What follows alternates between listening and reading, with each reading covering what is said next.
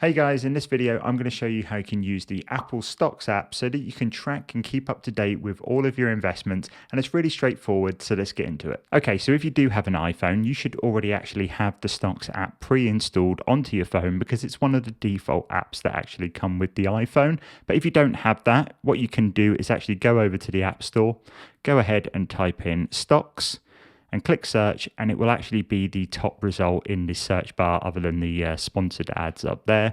And you can go ahead and download it as you would download any other app. As you can see, I already have mine because it says open.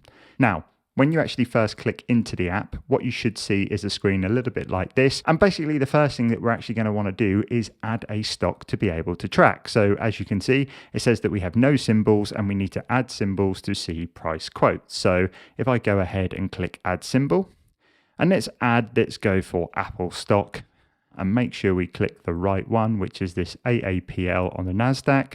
And we're going to click the plus symbol right here, and we're going to go ahead and click done.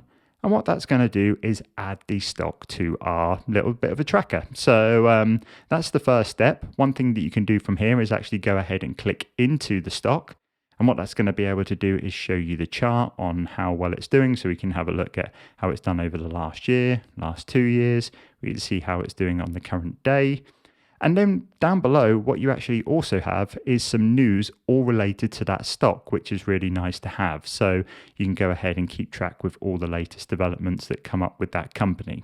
But that's essentially the individual stock page. As you can see, there is a rolling ticker up the top of the screen here, but the only one we're seeing is Apple. And that is because we only have one stock in our tracker. So if we actually click the X bar off here, and close that. And let's actually go ahead and add some more stocks. And the way that we can do that is we can actually go ahead in the top right hand corner and we can go ahead and click edit watch list. And then down the bottom right hand corner here, we have add, and we can just go ahead and add another ticker. So let's go for Coca-Cola this time. Once again, make sure we have got the right one, which is this KO at the bottom here. Then once again, we're going to want to click the plus symbol and then we're going to want to click done.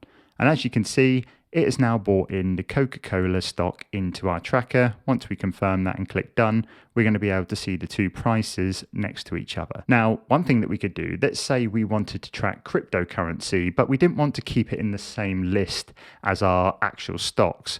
One thing that we can actually do is go over to where it says My Symbols, click on that, and we can create what is called a new watch list. And let's call this one Crypto. Let's spell it right. Crypto.